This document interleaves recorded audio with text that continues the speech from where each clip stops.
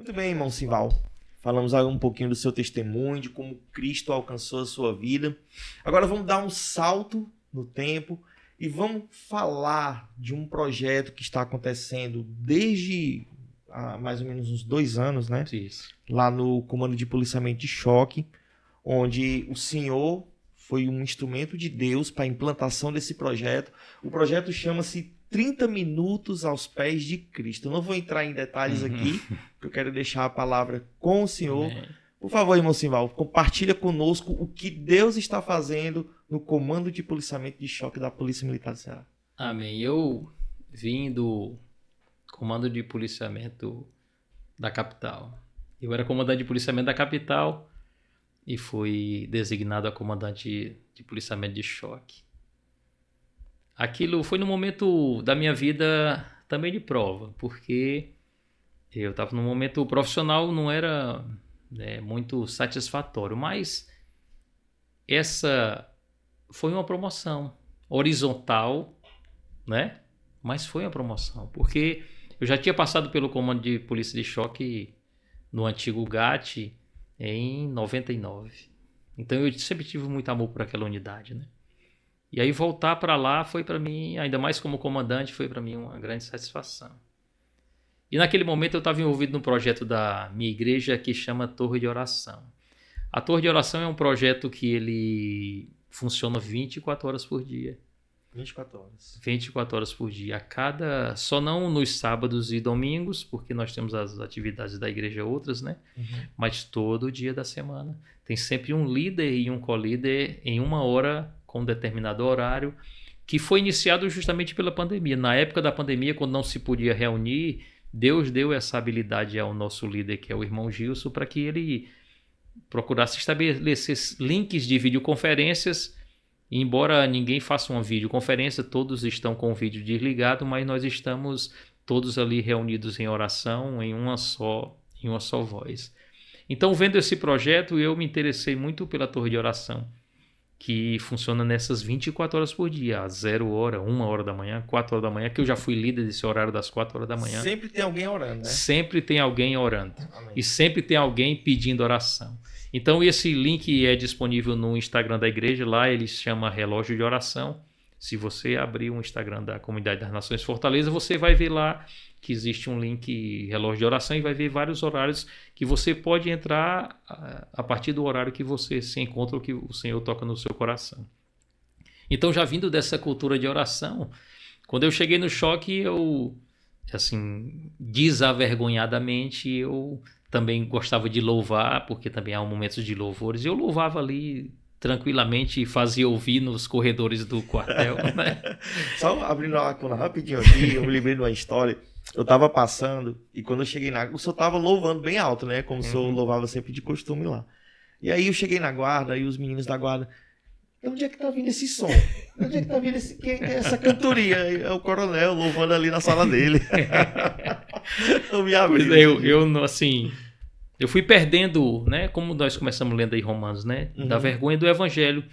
Então, assim, é coisa que vem também com a nossa vivência em Cristo, né? A gente vai abandonando essa mentalidade de que às vezes a gente atinge as pessoas por um simples louvor, né? A pessoa vai passando Verdade. e ouve. Então eu, vendo isso e participando da Torre de Oração, eu pensei, mas Senhor, se eu posso fazer presencial aqui, eu vou tentar com 30 minutos a gente orando aqui. Chamei alguns policiais que eu sabia que já eram, né, cristãos, eram crentes em Jesus. E aí, mas eu disse a ele que convidasse outros, mas que não dissessem que era o comandante que estava convidando, para que não ficasse como que fosse uma imposição. Uma imposição. Eu nunca quis ir, né, imposição, porque eu sei que às vezes as pessoas também se sentem pressionadas a isso, né? E assim foi nascendo. A gente foi se envolvendo no grupo de oração, tinha um momento de louvor, oração, que quando eu saí não era mais 30 minutos. Né? Quando eu fui transferido de lá não tinha mais 30, esse número passou a ser apenas uma referência, né? Porque na verdade o tempo que a gente passava na presença de Deus era tão maravilhoso que a gente nem falava mais em tempo. E era sempre no intervalo do almoço, para que a gente também não deixasse fugir das nossas atividades administrativas, né? Mas com o tempo isso foi tomando um volume muito maior, porque o Senhor foi agindo. né? Foi ouvindo as nossas orações, a gente foi se reunindo, a gente foi compartilhando dos nossos testemunhos, a gente também foi compartilhando dos nossos medos, das nossas dúvidas, as nossas decepções. Tem um testemunho que eu gosto muito de contar, hoje eu não deixo de contar ele, que fala da matemática de Deus, que o Alencar contou, né? O Alencar contou que ele resolveu com o irmão dele fazer distribuição de cestas ali, ele mora num bairro da periferia e ele resolveu com o irmão dele juntar as cestas e distribuir em muitas cestas, se eu não me engano deu coisa de 200 cestas. Só que ele resolveu separar, se eu não me engano, 20 cestas, e disse, não, essa nós vamos entregar para aquelas famílias que moram embaixo do viaduto. E tudo bem. Guardou, distribuiu as 180 onde ele inicialmente pretendia, mas aquilo que tocou no coração dele sobre as 20, ele deixou guardadinha lá. E aí ele diz, não, vamos entregar no final da tarde, porque no final da tarde a gente entrega, dá uma palavra. Né? As pessoas já têm chegado seja lá o que estejam fazendo, né? Porque às vezes também trabalham com reciclagem e tal. Então elas passam o dia todo buscando alguma coisa para o seu sustento. E a gente vai no finalzinho da tarde, entrega, tá tudo tranquilo. E ele conta que chegou lá com o irmão dele, começou a falar e tal e tal. E quando ele disse para a mulher que era uma líder comunitária, uma líder lá no meio deles, ele disse, não, nós trouxemos aqui 20 cestas, e ele percebeu que a mulher, o semblante dela começou a mudar. E ele sem perceber disse, não, e como nós vamos fazer? São quantas famílias aqui? A mulher disse, são 35. E ele talvez pensou, né, nós vamos ter que dividir aqui feijão para um, arroz para outro, óleo para outro, bolacha para outro. Mas o que aconteceu foi que a mulher, já sem, né, segurar mais a emoção que ela estava sentindo, ela disse que hoje pela manhã, e como eram 35 famílias, ele tinha levado 20, ele preocupado com aquelas 15, e como fazia, ela disse, hoje pela manhã uma pessoa veio aqui e entregou 15 cestas. Meu Deus, um número certinho. E eu estava pensando como é que eu ia fazer quando o pessoal chegasse para dividir as 15. E agora vocês vêm com 20, que completa os 35, que são as 35 famílias que moram aqui. Então, assim, são testemunhos como esse, né, que vão impactando a gente pelo mover e pelo agir de Deus. A gente acha muitas vezes que Deus não se preocupa, como eu já falei, das coisas pequenas, das nossas pequenas necessidades. Mas Deus se preocupa conosco de toda forma. Ele sabe o que nós precisamos sem a gente nem falar. Mas a gente precisa falar. Até porque a gente não sabe qual é a vontade de Deus. A gente não pode achar que seja feita a vontade de Deus, seja uma oração constante, porque eu tenho que manifestar ao Senhor aquilo que é o desejo do meu coração. Davi, quantas vezes ele manifestou a vontade do coração dele? Os profetas fizeram. E aqui eu lembro de uma passagem de Elias e Eliseu, quando Eliseu, naquele auge daquela loucura santa dele, disse, eu quero porção dobrada, Senhor. Eu não sabia que estava pedindo, né? E ele queria porção dobrada.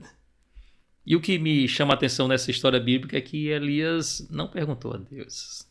Ele sabia o que ele carregava. Ele sabia o que Deus permitia que ele fizesse sem precisar. E ele disse, se tu me vires, tu vais receber. E ele viu. E ele recebeu a porção dobrada. Então, assim, a gente carrega conosco o que o Senhor nos deu. Às vezes a gente acha que precisa atingir um determinado momento da nossa vida para a gente nunca estar pronto. É isso que a gente pensa, eu não estou pronto. Quando eu fizer esse curso na igreja, eu estarei pronto. Quando eu fizer isso. Mas tudo que o Senhor quer usar na gente já está conosco. A gente pode desenvolver, mas já está com a gente. A gente não precisa esperar o momento certo de evangelizar. Eu só quero evangelizar quando eu fizer um curso de evangelismo. Eu lembro também no 30 Minutos aos Pés de Cristo, que logo no início eu, naquele afã de orar, e a pessoa pela qual a gente orou, ela veio a falecer. E aquilo foi um choque, porque Deus não ouve a minha oração, né? E assim, fica pensando, não, mas Deus, eu pedi tanto, eu falei com o Senhor, eu disse que o seu nome ia ser exaltado, louvado, glorificado, mas a vontade de Deus. E a Bíblia fala, não recordo agora o livro, mas fala que a gente às vezes não compreende por que o justo morre, mas é para poupá-lo do mal. Então, assim, Deus sabe o momento certo de fazer, de agir. Aquelas orações talvez não serviram, entre aspas, para aquela pessoa que estava padecendo e que nem podia ouvir, que estava entubada, mas serviu para o genro dela que pediu. Despertou no genro dela a fé e a vontade de conhecer e reconhecer que há um Deus que tudo pode. E eu tenho certeza de que quando aconteceu da morte física e natural dessa pessoa, ele teve a certeza de que também foi a vontade de Deus. Então, assim, às vezes a gente acha que a nossa vontade, né, é a melhor. E a Bíblia fala claramente disso, diz que para o homem há caminhos que parecem perfeitos, mas são caminhos de morte. Porque o Senhor está no cimo, no cume do monte, olhando lá na frente. Nós estamos aqui no plano e olhando, a gente não consegue ver uma árvore que está na nossa frente.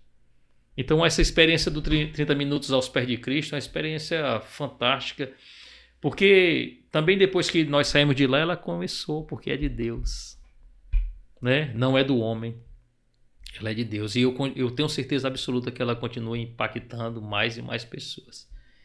Porque eu também tenho isso na minha mente, porque aprendi com meu pai. Não deixe uma alma escapar.